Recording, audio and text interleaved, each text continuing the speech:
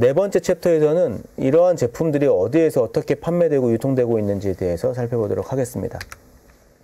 우리나라 소비자들 대상으로 조사를 해보면 가공식품 소비자 태도 조사에서 조사를 해본 결과 가공식품 주로 구입하는 장소 한 군데만 고르라고 하면 대형마트, 다음으로 동네 슈퍼마켓, 다음으로 온라인 쇼핑몰로 응답을 했습니다. 대형마트가 가공식품을 주로 구입한다는 응답이 38% 정도 됐고 동네 슈퍼가 26% 정도 됐고 그 다음으로 온라인 쇼핑몰이 14%, 다음으로 대기업이 운영하는 중소형 슈퍼마켓, 뭐 이마트 에브리데이라든지 이런 곳에 13% 정도를 차지해서 대체로 낮아지고 있고요. 온라인은 대체로 올라가고 있고 전통시장 대체로 낮아지고 있고 편의점도 오히려 낮아지고 있는 특징을 보이고 있습니다. 편의점이 낮아지는 이유는 온라인이 높아지고 있고 그리고 동네 슈퍼와 대형마트가 올라갔기 때문에 편의점에서 가공식품을 주로 구입한다는 비중은 오히려 떨어지고 있는 것으로 보입니다. 가공식품 같은 경우는 집으로 배달시켜서 편의점에서 뭐 2+1이라든지 1+1로 싸게 살 수 있지만 그럴 바에는 온라인으로 대량 구매를 해놓고 집에서 먹는 경우들도 많아지고 있기 때문에 굳이 비싼 가격에 편의점에서 사는 것보다는 싸게 구입하는 것이 더 중요하게 여겨지는 고물가 시대 상황이기 때문에 그런 것으로 판단이 됩니다. 그런 곳을 왜 선택을 했느냐라는 것을 물어보면 접근의 편의성, 우수한 품질, 그리고 타상품 대시 동시구매 가능 등의 순으로 나타났기 때문에 이러한 어떤 편리성 중심으로 그리고 다양성 중심으로 품질 중심으로 가공식품 구입처를 선택하더라라는 것을 확인할 수가 있었습니다. 음식료품이 온라인에서 얼마나 거래되는지를 좀 살펴보겠습니다. 2024년에 이 가공식품, 음료품 포함해서 가공식품은 34조 원 정도 온라인에서 거래될 것이다라고 전망하고 있고요. 오른쪽 그래프에 보시면 농축수산물은 온라인에서 13조 원이 거래될 것으로 전망이 되고 있습니다. 가공식품 시장 전체 시장 아까 160조 원 시장이라고 했는데 그 160조 중에서 20%면 32조입니다. 그것보다도 높아진 겁니다. 한 22% 정도로 올라가서 대략 저희가 온라인 거래 비중 20% 정도로 보는데 22%로 또 올라갔다. 온라인에서 거래된 비중이 상당히 높아졌다. 이렇게 판단을 하고요. 농축수산물도 마찬가지 50에서 60조 원 시장으로 보는데 그중에 13조 원이 온라인을 통해서 주문이 됐기 때문에 20%를 넘어섰다. 이렇게 판단하고 있습니다. 2015년도에는 가공식품 같은 경우 음료 포함해서 온라인에서 거래되는 비중이 금액은 37에서 38조 원 정도 될 것으로 전망을 하고 있고 농축수산물은 14조에서 15조 원까지 온라인을 통해서 거래가 될 것이다.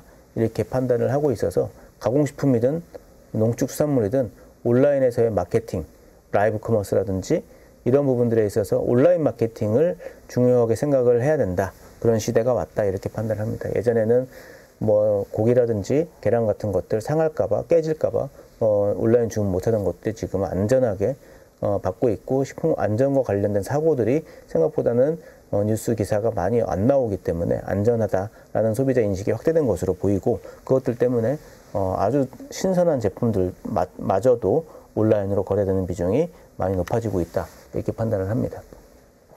주로 음식료품 종합몰이라고 하면 쿠팡 이런 데입니다. G마켓, 쿠팡 모든 거 다 파는 곳 이런 곳에서의 거래액 비중이 거의 뭐 80% 이상 아주 높고요. 전문몰 이런 데는 뭐 마켓컬리라든지 식품만 파는 전문몰입니다. 이런 데서는 판매되는 것은 뭐 확대되고 있기는 하지만 그렇게 전체로 봤을 때는 10%, 15% 정도 된다. 이렇게 보시면 될 것 같습니다. 이러한 것은 가공식품이든 농축수산물 원물이든 유사한 비중을 차지하고 있다라고 판단하시면 될 것 같습니다. 온라인에서 주문할 수 있는 애플리케이션들이 여러 가지가 있습니다. 쿠팡 11번가, GS샵, G마켓, 티몬, 이마트몰, 쓱닷컴, 위메프 이런 것들이 많이 있는데 각각에 대해서 소비자들이 사용한 시간을 측정을 해보면은 전체 사용 시간 중에서 쿠팡이 차지하는 비중이 2023년 작년에는 53%였는데 2024년에는 59%까지 올라갈 것으로 보여서 우리나라 국민들의 온라인 의존도 높아지고 있고 그 중에서도 쿠팡 의존도는 상당하게 확대되고 있다. 이렇게 보입니다.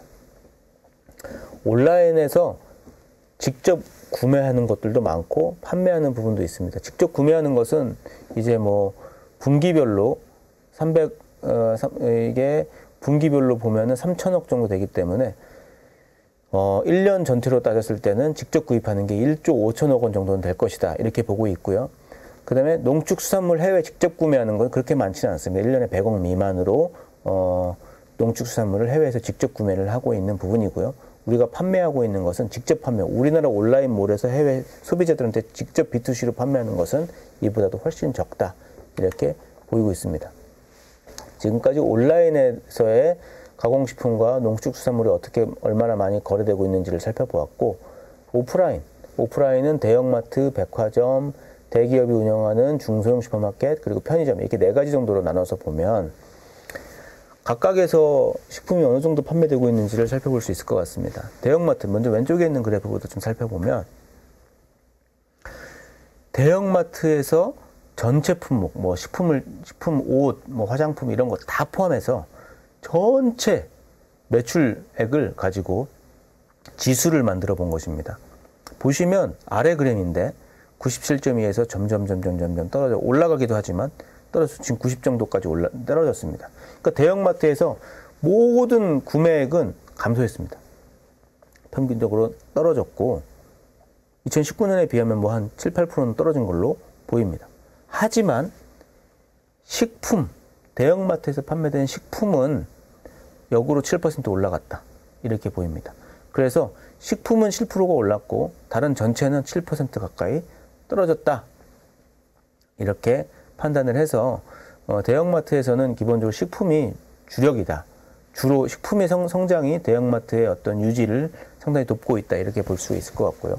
오른쪽에 보시면 백화점의 매출 지수입니다. 백화점은 색깔이 바뀌었습니다. 위아래 색깔이 바뀌었는데 백화점 전 품목의 매출 지수는 19년에 100 정도 됐던 게 133이 됐기 때문에 30% 이상 증가했습니다. 반면에 백화점에서 식품의 매출을 차지하는 것은 2019년, 20년 감소하다가 21년부터 올라가기 시작해서 지금 현재는 115까지 올라가서 2019년 100에 비하면 15% 정도는 올라갔다라고 판단이 됩니다. 그럼에도 불구하고 백화점 전체 매출 지수 30% 넘게 올라간 것보다는 식품은 백화점에서 올라가긴 하지만 전체보다는 낮다.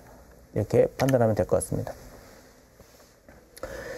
또 대기업에서 운영하는 이마트 에브리데이 같은 슈퍼마켓 SSM에서 매출 지수를 보시면 19년에 둘 다 100이었던 것이 전 품목은 7, 8% 감소한 반면에 가공식품 같은 경우는 3% 정도 올라가서 감소했다가 이렇게 올라간 것을 확인할 수가 있고요.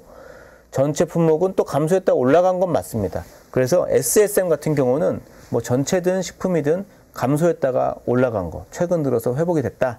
이렇게 보시면 되겠지만 식품의 회복이 훨씬 더 크다.